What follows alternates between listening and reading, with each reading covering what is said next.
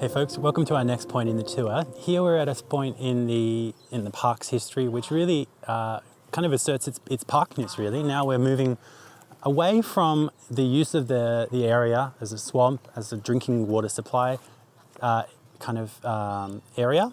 And we've now moved into this part of the park here, which we can see kind of exemplifies and typifies so much about what this park stood for at the time. So there was a few different kind of avenues that led to the park to being what it is today. A few of the most significant ones was actually before Centennial Park was constructed as a parkland area, Moore Park further to the west was actually made first. So in 1866, the Sydney Common Improvement Bill was passed, and that really solidified the western part of this Sydney Commons at the time, Lachlan Swamps, Sydney Commons. It solidified that as a parkland recreational area at that point in time. Mainly for sporting facilities like cricket. So the Moore Park has a very long history of being a cricket ground and a football ground as well. And that really was, by the end of the 1800s, a really firm centre of entertainment and recreation and sport at that place.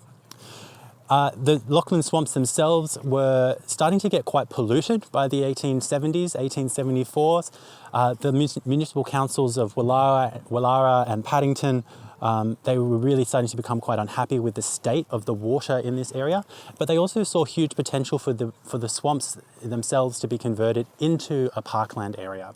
So a few people were involved in the construction of the design of Centennial Parkland as a space, the main one being Charles Moore, Governor Carrington at the time, and also Sir Henry Parkes as well. So between them and Joseph Maiden as well, who was involved with a lot of the planting that we can see in this area as well. So around the Centennial Celebrations Act of 1887 created Centennial Park and Queen's Park as well, a little bit further to the east. And within that was really affirmed to be, the park was created to be a celebration of the centenary of European occupation, British occupation in Australia from 1788 to 1888, hence the name Centennial Park. As part of that celebration, there was actually a plan for a large state house up in the northern part of the park, probably around near where Woollahra Reserve is as well. And that was to be a very grand building, kind of in the typical fashion of European stately houses. So if we think around down in Melbourne, the Exhibition Centre, or the Crystal Garden Palace in Sydney that used to be where the Botanic Gardens is now. Very large, grandiose architecture that never eventually happened. But the park did end up happening.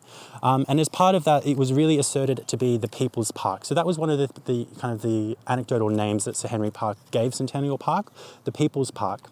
And he had in his key speech in the opening of Centennial Park, which did occur on the 26th of January in 1888, he said in his key speech, "In the course of the next few years, this park will be converted into a place of beauty and joy forever.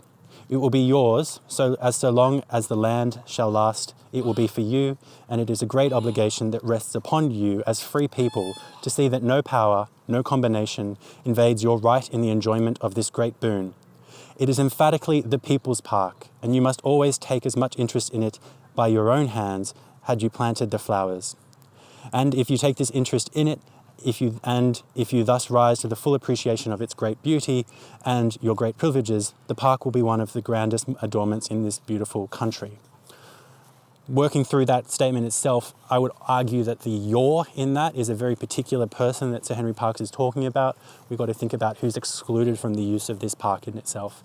There were obviously very strict guidelines around who was allowed into Australia at that point in time, and also around Indigenous presence in the park itself. So the "your" in that statement that Henry Parkes is making, the People's Park in that sense, it's a very particular type of people that Henry Parkes is talking about there.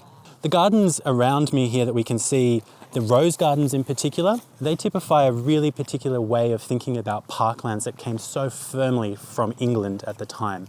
So Joseph Maiden, who was the curator of the Botanic Gardens and then the Centennial Parks, designed and planted many of the roses that we can see here. And the roses really became, especially in the early 20th century, around about 1915 to 1917, these were really the main attraction for the parklands themselves. So rather than the fields, rather than the ponds, it was the roses that drew attention from both interstate people coming from Victoria and Queensland, and also overseas. So people were coming from New Zealand to look at Centennial Park's roses. That was the level of fame that these roses had.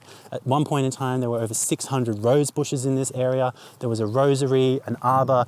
It was an enormous infrastructure around these plants here. The roses themselves also, at one point, one of the spring Sundays in 1917, there were 20,000 people came to view the roses in this part of the park here, which is a huge amount of people to think about in this one small little part of the park. But it does hint at a kind of an idea of who's using this park at the time. The visitors here were very wealthy. They had a lot of time and leisure to be able to enjoy things like roses and parklands. It was really the gentry who were using this park as a way to kind of assert their status within Sydney's elite at the time. So the roses that we can see here, obviously very carefully curated up until today. This is a parkland and not a botanic gardens, which is really, really important distinction to make a note of. But it is thinking more broadly about this idea of how are people using the park today. There's not a lot of people here today, and I don't really blame them. But back in 1917, imagine this place with 20,000 people all swarming to have a look at the roses. So our next point in here is a little bit further, well, it's actually, rather than 1917, we're going back in time a little bit, but I did want to just talk about this part of Sydney, part of the park itself. We're going to be moving over to the Federation Pavilion here. So that's obviously going to be talking about 1901, and we'll be looking at the Federation Pavilion now and thinking about what it might have looked like in the past. Thanks, folks.